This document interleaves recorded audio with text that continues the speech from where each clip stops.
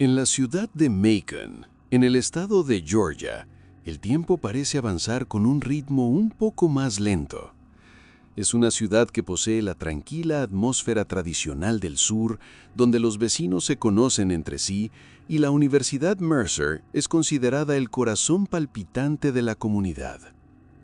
Para los estudiantes de Derecho, los apartamentos Barristers Hall eran más que solo una vivienda, eran un refugio estratégico situado justo al otro lado de la calle de la Facultad de Derecho, lo que les permitía dedicarse por completo a sus intensos estudios.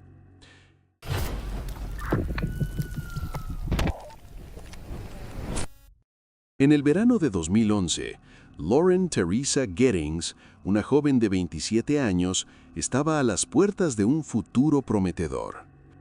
Lauren nació el 18 de abril de 1984 en el estado de Maryland y creció en el seno de una familia amorosa como la hermana mayor de dos chicas, Sarah y Caitlin.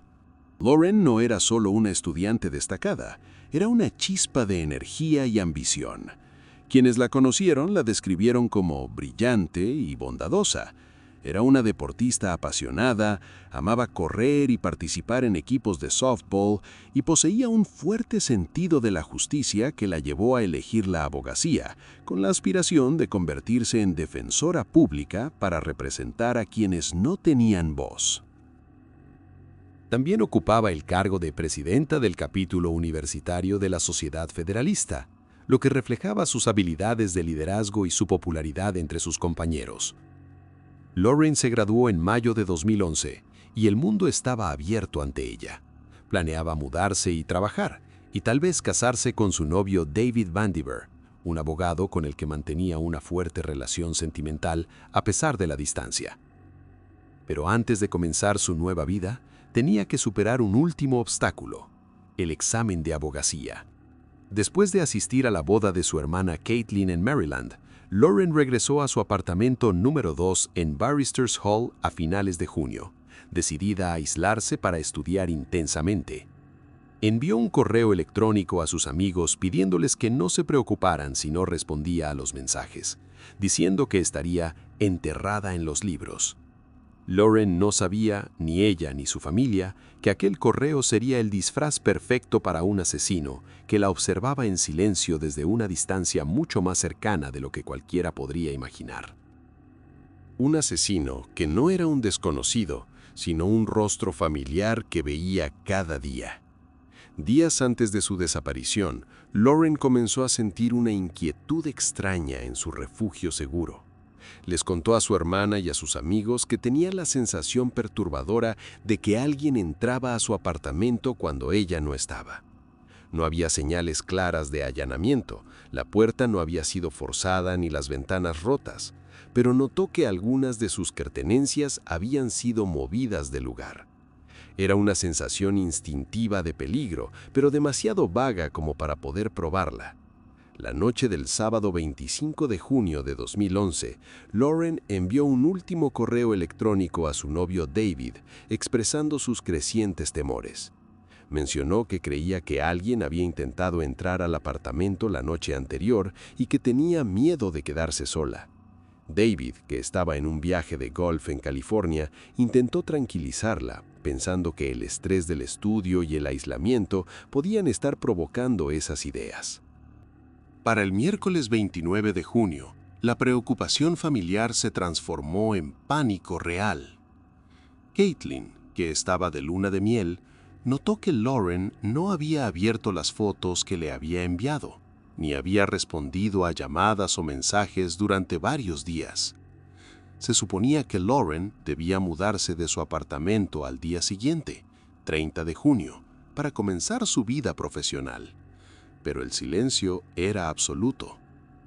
Caitlin llamó a la amiga de Lauren, Ashley Morehouse, y le pidió que fuera al complejo residencial para verificar. Ashley y su novio llegaron al lugar y encontraron el coche de Lauren estacionado en su sitio habitual, lo cual era inquietante, ya que Lauren no se marcharía por mucho tiempo sin su automóvil. Usando una llave de repuesto que Lauren escondía inteligentemente en una maceta blanca fuera de la puerta, los amigos entraron al apartamento.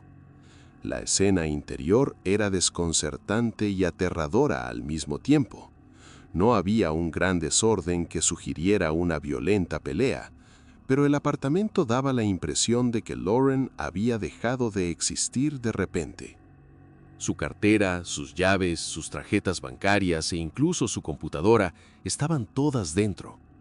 Y lo más extraño, la puerta estaba cerrada con llave desde afuera, lo que significaba que Lauren, o alguien más, había salido y cerrado la puerta detrás de sí. Las cajas empacadas para la mudanza estaban esparcidas, confirmando su intención de irse al día siguiente, pero Lauren había desaparecido. Esa noche, el padre de Lauren condujo desde Maryland hasta Georgia y se presentó una denuncia oficial por desaparición. La policía inició la búsqueda sin saber que la solución estaba en detalles muy pequeños y muy cercanos. La mañana del jueves 30 de junio, la policía de Macon llegó a Barristers Hall. Al principio trataron el caso como una desaparición, pero pronto se dieron cuenta de que estaban ante una escena del crimen. A pesar de la falta de signos visibles de violencia, los investigadores llamaron a la unidad forense para usar luminol, una sustancia química que revela rastros de sangre que han sido limpiados. Cuando rociaron la sustancia en el baño, la bañera brilló con una luz azul intensa, revelando una gran cantidad de sangre limpiada minuciosamente. La cantidad indicaba claramente que alguien había perdido la vida o sufrido una herida fatal ahí. Aquello confirmó a los investigadores que ya no buscaban a una persona desaparecida, sino a un cuerpo. Afuera, el calor y la humedad del verano en Georgia jugaban un papel crucial en revelar lo sucedido. Mientras los agentes rastreaban el área alrededor del complejo, una ráfaga de viento cargada de un olor nauseabundo golpeó las narices de los detectives. Uno de ellos describió el olor como una de las peores cosas que puedes oler en tu vida, el olor distintivo de la descomposición humana. Los agentes siguieron el olor hasta la zona de los contenedores de basura situados en una esquina del complejo, cerca de un sendero peatonal. Y en un giro dramático digno de película, la suerte jugó un papel decisivo en el logro de la justicia. El camión de basura debía haber vaciado los contenedores temprano esa mañana, pero los coches de policía estacionados en el complejo impidieron el acceso al camión, retrasando la recogida. Si la policía hubiese llegado más tarde o si el camión hubiera llegado a tiempo, la evidencia habría terminado en un vertedero para siempre. Un agente abrió la tapa del contenedor y encontró una bolsa negra de plástico. Dentro encontraron el torso de una mujer blanca. Las extremidades y la cabeza faltaban, lo que hizo imposible la identificación inmediata. Pero todos sabían en el fondo que se trataba de Lauren. La identidad fue confirmada posteriormente y el forense estimó que la muerte ocurrió el domingo 26 de junio. En medio del caos y la cinta amarilla acordonando el área, una persona destacó entre la multitud por un comportamiento tan sospechoso como curioso. Stephen McDaniel, un joven de 25 años, vecino de Lauren en el apartamento contiguo, número 4, y compañero suyo en la Facultad de Derecho. Stephen no era un estudiante común.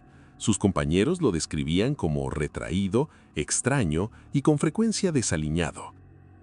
Era conocido en la facultad por su inteligencia aguda pero arrogante, ya que tendía a corregir a los demás y entrar en discusiones inútiles.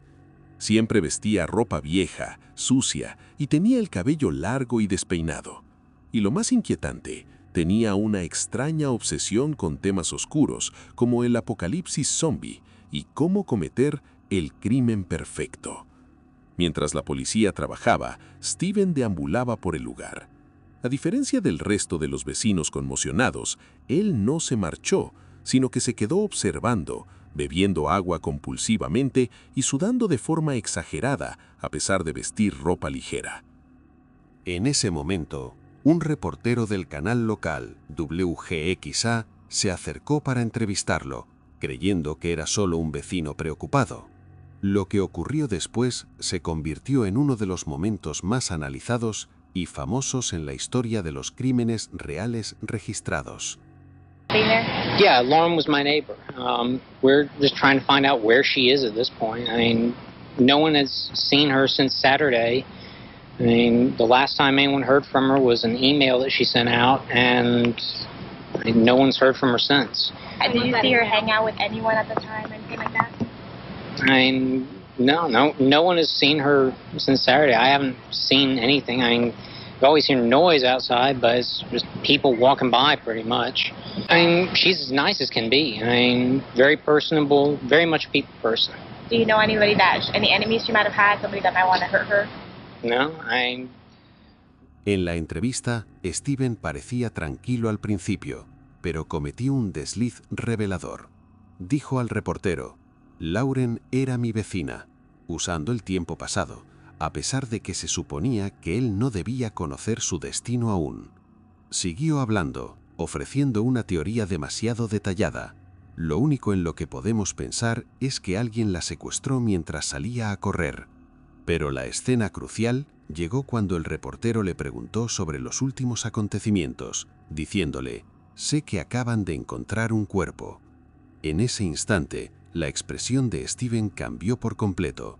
Pasó de una calma fingida a un estado de verdadero pánico. Se quedó inmóvil unos segundos, con la mirada perdida, antes de repetir con tartamudeos: «¿Un cuerpo?». Luego dijo con voz temblorosa: «Creo que necesito sentarme». Aquello no era el shock de un amigo preocupado, sino el shock de un asesino que acababa de darse cuenta de que su plan meticulosamente calculado para deshacerse del cuerpo había fallado, y que la policía había encontrado la evidencia que él creía desaparecida. Steven se sentó en la acera, derrumbado, mientras la cámara seguía grabando, documentando el momento en que su mundo se vino abajo. La conducta extraña de Steven no pasó desapercibida para la policía. Fue citado para interrogatorio más tarde ese mismo día. Lo que comenzó como una entrevista rutinaria para recopilar información se transformó en un duelo psicológico de más de 12 horas. En la sala de interrogatorios, Steven se volvió una estatua. Permaneció inmóvil, sin cambiar de postura durante horas, mirando al vacío o a los investigadores con ojos carentes de emoción. Sus respuestas eran cortas y repetitivas de forma casi mecánica. Sí, no, no sé. Cuando los investigadores le preguntaron por los recientes arañazos visibles en su torso y cara, ofreció una explicación débil e inverosímil, diciendo que quizá se había arañado mientras dormía sin darse cuenta. Para los detectives, eran marcas defensivas clásicas dejadas por una víctima que lucha. Los investigadores intentaron romper su muro de frialdad de todas las maneras. Usaron presión emocional, mostrándole una foto de Lauren sonriendo, diciéndole: «Mírala, es tu amiga, ¿no te importa?». Pero él ni siquiera parpadeó. Yes, you know. What are you going to say tomorrow when I say we got your hair with the body? I believe that you're a good guy, you've been picked on, girls didn't show you the respect that you deserved, you did something stupid. And I believe you feel bad about it. And that's why you're all freaked out right now. We want you to tell it so that way people understand you're not a monster. Things just, you got out of control. It's a sickness. Why'd you do it, Steven? I didn't do it. Steven, why are you going to keep telling that? You hurt that girl. No, I didn't. Yes, you did, Steven.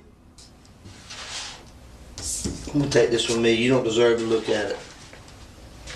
Just stay right here, okay? Okay. I appreciate all your cooperation tonight, okay? Okay.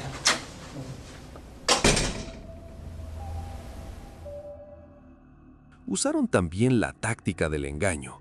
Cuando el detective Patterson le dijo inteligentemente: «Tenemos tu cabello con el cuerpo, Steven», se cayó ahí. Era una trampa, pero Steven, con formación en derecho, no cayó del todo y se aferró a su fría negación diciendo: «No lo sé». A pesar de su resistencia en la sala, Steven cometió errores fatales fuera de ella. Al principio, aceptó que registraran su apartamento sin orden judicial, quizás intentando aparentar inocencia y cooperación, creyendo que era más inteligente que los investigadores y que lo había limpiado todo. Pero esa arrogancia sería su perdición. Durante el registro del desordenado apartamento de Steven, lleno de cajas de comida y bebidas energéticas, la policía encontró una llave maestra que abría todos los apartamentos del complejo, además de una llave de repuesto que coincidía perfectamente con la de Lauren. Se descubrió más tarde que había robado la llave maestra de la administración del complejo años atrás, lo que le permitió entrar a los departamentos de sus vecinos cuando quisiera. Los investigadores encontraron un empaque vacío de una sierra en su apartamento. Esa pista los condujo al cuarto de mantenimiento del complejo, donde encontraron la sierra. Aunque había sido limpiada, el análisis reveló restos de tejido y sangre que coincidían con el ADN de Lauren. También se verificaron los registros de compra y las grabaciones de seguridad de Walmart que mostraban a Steven comprando la sierra poco antes del crimen.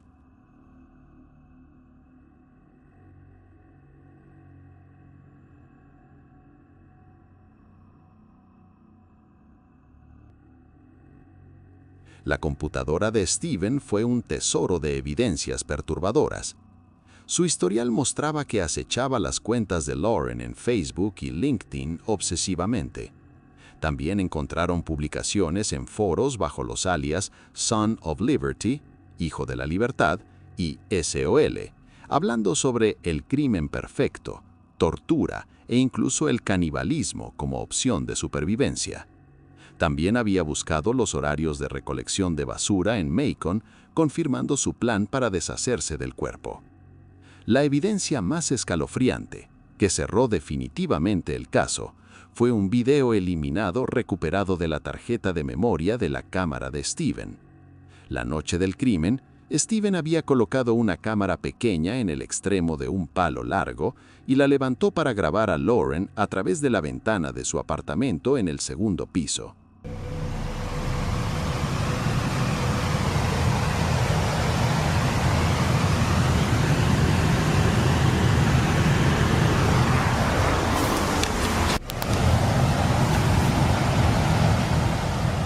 El video mostraba el interior del apartamento de Lauren horas antes de su fallecimiento como resultado de un acto delictivo, confirmando sin lugar a dudas la existencia de seguimiento y vigilancia previos, así como planificación. Además, la policía encontró ropa interior femenina perteneciente a Lauren escondida en el apartamento de Steven, junto con material ilegal que infringía las leyes relacionadas con contenido sexual, asociado al abuso de menores, lo que añadió otra dimensión al nivel de desviación y peligro que representaba. Steven fue objeto de acusaciones penales graves en agosto de 2011. Durante los 3 años siguientes mantuvo su inocencia, alegando que la policía había cometido irregularidades legales y que su estado de salud le impedía ser consciente de lo que decía. Mientras tanto, la defensa se preparaba y la fiscalía solicitaba una pena máxima debido a la naturaleza del acto delictivo y la planificación previa. Pero en 2014, ante la proximidad del juicio y la abrumadora cantidad de pruebas en su contra, especialmente el registro no autorizado, Steven aceptó un acuerdo de culpabilidad. La oferta era clara: pena de prisión de larga duración con la posibilidad de revisar su situación legal tras 30 años a cambio de una confesión completa y detallada, evitando así la pena máxima. En la sala del tribunal, con voz carente de remordimiento, Steven leyó su confesión escrita, relatando los detalles de aquella noche con una frialdad que helaba la sangre. En las primeras horas del domingo 26 de junio, aproximadamente a las 4:30 de la madrugada, Steven entró al apartamento de Lauren usando la llave robada. Vestía completamente de negro, con máscara y guantes. Se paró en su dormitorio, observándola dormir en silencio, disfrutando de ese momento de control absoluto. Cuando Lauren se movió y despertó, vio una figura aterradora en su habitación. Le pidió que se marchara pensando que era un ladrón, pero Steven la atacó de inmediato. Describió cómo Lauren luchó valientemente. En medio del forcejeo, logró arrancarle la máscara, descubriendo la verdad más horrorosa. Su atacante no era un extraño, era su vecino y compañero, Steven. Ella gritó, «Steven, para», y le suplicó, «Por favor, no hagas esto». Pero él siguió estrangulándola con sangre fría durante 15 minutos hasta que murió. Tras el asesinato, Steven arrastró el cuerpo de Lauren hasta la bañera. Luego regresó a su apartamento como si nada hubiera pasado. Pasó el día siguiente navegando en internet y vigilando sus cuentas, mientras el cuerpo de Lauren yacía en el apartamento contiguo. En la noche siguiente, volvió con la sierra. Desmembró el cuerpo en la bañera para facilitar su eliminación, colocando las partes en bolsas negras de basura y distribuyéndolas en contenedores distintos alrededor del campus para ocultar la evidencia. Pero cometió un error. Por cansancio o prisa, arrojó el torso en el contenedor más cercano al complejo, creyendo que el camión lo recogería temprano, error que llevó a la policía hasta él debido al retraso del camión. Cuando se le preguntó por qué lo hizo, Steven no ofreció un motivo emocional claro, como celos o venganza. Escribió fríamente en su declaración, «Me resulta difícil explicar por qué maté a Lauren. No lo sé, tal vez algo en mi constitución psicológica o neurológica lo explique». Admitió que llevaba años planeando cometer un asesinato y que Lauren fue la víctima que eligió para satisfacer sus enfermizas fantasías de control, considerándose a sí mismo el héroe en su retorcida historia del crimen perfecto. En abril de 2014, el juez condenó a Stephen McDaniel a cadena perpetua. Según las leyes de Georgia, no será elegible para libertad condicional antes de 2041, cuando estará en sus 50 y tantos años. A pesar del cierre del caso, Steven continuó mostrando su naturaleza manipuladora. Presentó varias apelaciones, alegando que sus abogados fueron incompetentes, que se violaron sus derechos constitucionales e incluso que las pruebas fueron robadas de su celda. En 2018 se representó a sí mismo en un espectáculo surrealista, interrogando a sus antiguos abogados, pero el juez rechazó todas sus apelaciones, confirmando que su confesión y la evidencia física no dejaban lugar a duda. Lauren Giddings sigue viva en la memoria de su ciudad y su familia. Nunca se encontraron las demás partes de su cuerpo, dejando una herida abierta en sus padres y hermanas. Sin embargo, se niegan a permitir que su vida sea definida solo por su muerte. Su memoria fue honrada en la Universidad Mercer con una beca en su nombre y un banco de color rosa colocado en el parque donde le gustaba correr, como recordatorio de su espíritu radiante que desafió la oscuridad. El caso de Lauren Giddings es un escalofriante recordatorio de que el mal no siempre viene con la apariencia de un monstruo desconocido en la oscuridad, sino que puede vivir en el apartamento de al lado, llevando la máscara de la docilidad y sosteniendo la llave de tu vida sin que lo sepas. Como dijo uno de los investigadores con una sinceridad aterradora, detuvimos a un asesino en serie al comienzo de su camino. Stephen McDaniel estaba entrenándose para cometer el crimen perfecto, y de no ser por la fortaleza de Lauren, la inteligencia de sus amigos y el retraso de un camión de basura, quizás aún estaría libre buscando su próxima víctima.